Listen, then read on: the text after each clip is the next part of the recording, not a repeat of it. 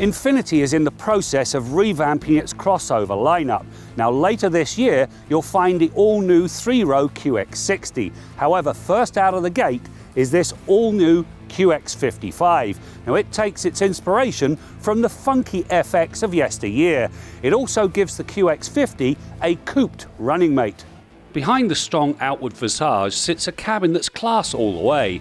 The lengthy list of standard stuff runs from a power moonroof, heated seats and steering wheel, to navigation, leather seats and a round view monitor, and a solid Bose audio sound system with no fewer than 16 speakers.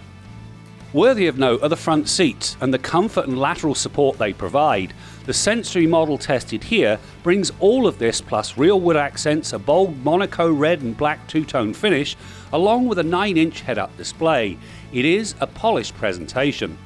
The layout gives two coloured displays pride of place. The top 8-inch screen looks after navigation and phone functions, including standard wireless Apple CarPlay and wired Android Auto, along with Wi-Fi connectivity for up to 7 devices.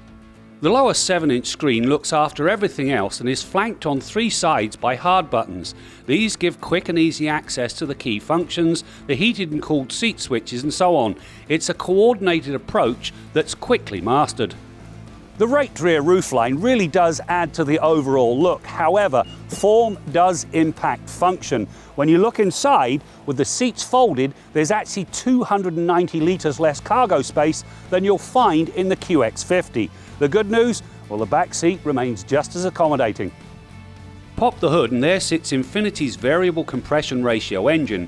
The 2-litre VC turbo alters the compression ratio anywhere between 8:1 and 14:1. While it sounds complicated, the principle behind it is actually very simple. When running on the low compression ratio, the turbocharger blows a gale to deliver V6-like performance. At the opposite end, the high compression ratio delivers better fuel efficiency. The result is 268 horsepower, 280 pound-feet of torque, and a sharp response to throttle input across the operating range. Now this radically different VC turbo powertrain really does deliver. It'll run the riders to 100 kilometers an hour in 6.7 seconds. However, it's also pretty good on fuel. Now during the test, I averaged 8.9 litres per 100 kilometers, which is better than the actual posted number. The engine works with a continuously variable transmission that thankfully works in a similar manner to a regular automatic, which minimises the monotonous drone so many hate. It drives all 4 wheels. The system powers the front wheels under most driving conditions, but it can send up to 50% of the drive rearward to prevent wheel spin. Hard acceleration sees the system split the power evenly to provide an uneventful launch. The 55 suspension walks a fine line. It soaks up the rigours of a rough road while limiting the amount of body roll when the QX is tossed into a corner. In the Sensory's case, it gets direct adaptive steering, which is a steer-by-wire setup that changes how it feels based on vehicle speed and the drive mode selected by the driver.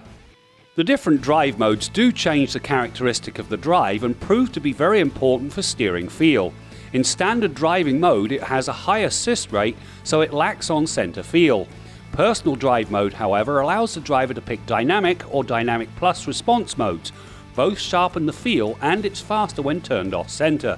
The end result is a drive that's more in line with a sporty sedan than a crossover. You know, there really is a great deal to like about this Infiniti QX55. It's a sharp looker, it's got a very nice cabin, it handles well, and that engine delivers both economy and performance. However, this raked rear roofline and the loss of the cargo capacity, well, it could be enough to dissuade some. I'm Graham Fletcher for Driving.ca, and don't forget to follow us on Twitter and Instagram.